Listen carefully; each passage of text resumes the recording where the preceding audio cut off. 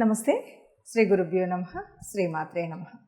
ఆదిత్యాయ చ సోమాయ మంగళాయ బుధాయ గురు శుక్ర శనిభ్యై రాహవే కేతవే నమః. జపాకుస్మ సంకాశం కాశ్యపేయం మహాధృత్యం తమోరం సర్వపాపగ్నం ప్రణతోస్మి దివాకరం. గ్రహరాజు అయినటువంటి రవిరాజుకు నమస్కరిస్తూ ప్రతి మాసంలో మనం చెప్పుకునేటువంటి పక్షఫలాలు అంటే మాసఫలాలు చెప్పుకున్నాక పక్షఫలాలు ఎందుకు అంటే ప్రతి పక్షంలో కూడా మారేటువంటి కొన్ని గ్రహాలు ఉంటాయి. అంటే కొన్ని మనకు సంవత్సర కాలం 18 నెలలు ఇలా మారేటువంటి పెద్ద గ్రహాలు ఉన్నప్పటికీ 2.5 రోజులకు ఒకసారి మారేటువంటి చంద్రగ్రహణం ఉంటుంది. నెలకు ఒకసారి మారేటువంటి సూర్యగ్రహణం, 45 రోజులకు ఒకసారి మారేటువంటి కుజగ్రహం, ఇలాంటి గ్రహాలు మార్పు ఉంటుంది. కాబట్టి బుధుడు ఈ గ్రహాలు మారుతూ ఉంటాయి. కాబట్టి గ్రహాలు మారుతూ ఉన్నప్పుడు ఈ 15 రోజులకు కూడా ఉండేటువంటి వేరియేషన్ ఎలా ఉంటుంది, దానివల్ల అంటే మొదటి పక్షంలో ఎలా ఉంటుంది, రెండో పక్షంలో ఎలా ఉంటుంది, ఏదైనా మనం పెట్టుబడులు పెట్టాలన్నా ఉద్యోగ వ్యాపారాలు కానీ, సంతానంలో కానీ, ఇంకేదైనా విషయాల్లో కానీ ఈ ముందు 15 రోజులు వెనక 15 రోజులలో ఎలాంటి జాగ్రత్తలు తీసుకుంటే మనం సవ్యంగా ఈ మాసం అంతా కూడా సాగించవచ్చు అనేటువంటి ఒక దృష్టికోణంతో మనం ఈ పక్షఫలాలు చెప్పుకోవడం అయితే ఉంటుంది. ఈ పక్షఫలాలు తెలుసుకోవడం వల్ల లాభం ఏదైనా ఉందా అంటే ఏదైనా పెట్టుబడి పెట్టి నష్టపోతాము అని తెలిసినప్పుడు పెట్టుబడులు పెట్టకుండా కొద్దిగా జాగ్రత్తగా ఉండేటువంటి సూచన ఉంటుంది. అలాగే గ్రహాల యొక్క అనుకూలత కోసం ఆ 15 రోజులు కూడా మనం కావలసినటువంటి పరిహారాలు చేసుకోవచ్చు. దీనివల్ల మనం అనుకున్నట్టుగా పెద్దగా నష్టాలు పోకుండా, అనారోగ్యం పాలవ్వకుండా, అల్లకల్లోలంగా ఉండేటువంటి మనసును స్థిమితంగా పెట్టుకునేటువంటి పరిస్థితి. ఒకసారి మనసు స్థిమితంగా ఉంటే ఏదైనా కూడా సవ్యంగా చేసుకునేటువంటి ఆలోచనలు వస్తాయి. కాబట్టి ఆ సవ్యమైన ఆలోచన దిశగా వెళ్ళాలి అంటే తప్పనిసరిగా ఇవి మనం చూస్తూ వెళ్తాం. ఏది ఏమైనా సరే మరి మొత్తంగా మనకు కనిపించేటువంటి గ్రహస్థితి ఎలా ఉంది అంటే ముఖ్యంగా ముందుగా మనం ఈ మాసానికి గాను అంటే ఈ మాసంలో మొదటి పక్షంలో గ్రహాల స్థితి ఎలా ఉంది చూసుకోవాలి. ఎందుకంటే ఈ గోచారం అంతా కూడా గ్రహాల స్థితి మీద, గ్రహాల దృష్టి మీద, లేకపోతే ఏదైనా సరే పాపగ్రహాల కలయిక ఉందా, ఇలాంటివన్నీ చూసి దాన్ని బట్టి మనం చెప్పుకుంటూ ఉంటాం. కాబట్టి ముందుగా గ్రహస్థితి ఎలా ఉంది అంటే మనకి చెప్పాలి అంటే రాహుకేతువులు ఇద్దరు కూడా 18 నెలలకు ఒకసారి మారుతారు. అలాంటి రాహు మరి మీనంలో ఉన్నాడు, కేతువు కన్యలో ఉంది. అదే మీనంలో మరొక 2 గ్రహాలు వచ్చి చేరడం అనేటువంటిది మనకు కనిపిస్తూ ఉంటుంది. దీంతో పాటు మనకి మేషంలో ఉన్నటువంటి గురువు వృషభంలోకి మార్పు జరిగింది. అంటే మే నెలలో మనకి మొదటి రోజు అంటే 1వ తారీఖు సాయంత్రం గురువు మార్పు అనేటువంటిది మనకు మొదట కనపడుతుంది. తర్వాత 14వ తారీఖు రవి మార్పు, అలాగే బుధుడు 11వ తారీఖున మార్పు చెందడం అనేటువంటిది మనకు కనిపిస్తుంది. ఇక శని మనకి కుంభరాశిలో ఉపస్థితి అయి ఉన్నాడు. ఇలా గ్రహస్థితి ఉన్నప్పుడు చంద్రుడైతే మరి 2.5 రోజులకు ఒకసారి మారుతూ ఉంటాడు. కాబట్టి మనం ప్రత్యేకించి చెప్పక్కర్లేదు.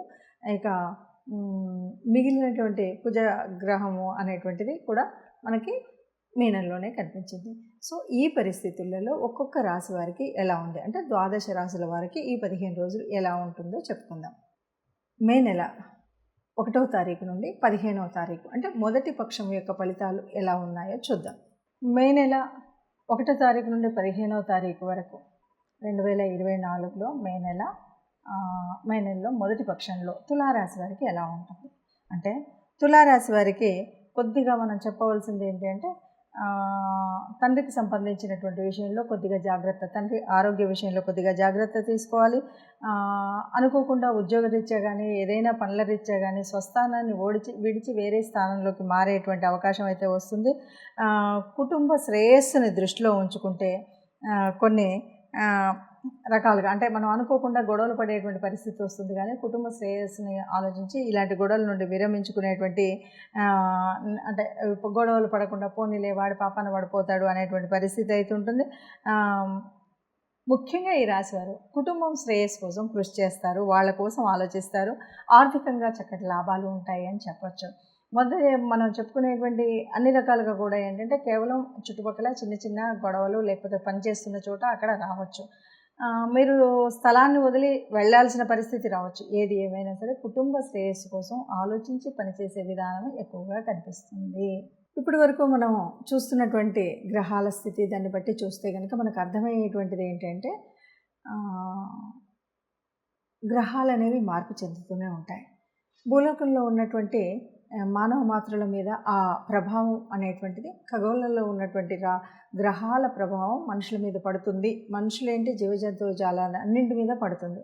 అలా పడుతూ ఉన్నప్పుడు ఆ మార్పుల వల్ల కొన్ని మార్పులైతే మనకు జరుగుతూ ఉంటాయి. దాంట్లో మనం పుట్టినటువంటి రాశిని బట్టి, మన యొక్క యోగించేటువంటి గ్రహాలు ఏమున్నాయి, ఇలాంటన్నింటిని బట్టి చెందేటువంటి మార్పులు కానీ, యోగాలు కానీ, లేకపోతే ఒక సంతాన విషయంలో కానీ, వ్యాపార విషయంలో కానీ, ఉద్యోగ విషయంలో కానీ, మనం చేసేటువంటి అనేక రకాల కార్యక్రమంలో మనకు ఎలా జరుగుతుంది అంటే మంచి అవుతుందా, చెడు అవుతుందా, చేసేటువంటి ప్రయాణాలలో కానీ ఆరోగ్యరీత్యా ఎలా ఉంటుంది, ఈ విషయాలన్నీ కూడా మనకు తెలుసుకోవడం అనేది బాగుంటుంది అని అన్నప్పుడు చాలామందికి ఒక ప్రశ్న ఏమిటంటే, మీరైతే మేషరాశి అన్నారు, మీరైతే మీనరాశి అన్నారు, మీరైతే అని చెప్తారు, కానీ మాకు అలా కాకుండా మీరు చెప్పినంత గొప్పగా లేదు, మామూలుగా ఉంది, లేకపోతే మీరు చెప్పినంత చెడు జరగలేదు, చాలా బాగానే ఉంది అనేటువంటి వాళ్ళు చాలామంది ఉన్నారు. దీనికి ఒకటే కారణం, జ్యోతిష్యుడు తప్పు చెప్తున్నారన్నది కాదు. దీనికి ఉన్నటువంటి కారణం ఏంటంటే, జన్మజాతక రీత్యా మీ కుండలిలో మీకు అనుకూలించేటువంటి గ్రహాలు కనుక ఉన్నట్టయితే ఇది మీకు అంత ఎఫెక్ట్గా అనిపించకపోవచ్చు. నడుస్తున్నటువంటి దశ అంతర్దశను బట్టి కూడా ఈ తేడా కనిపించవచ్చు.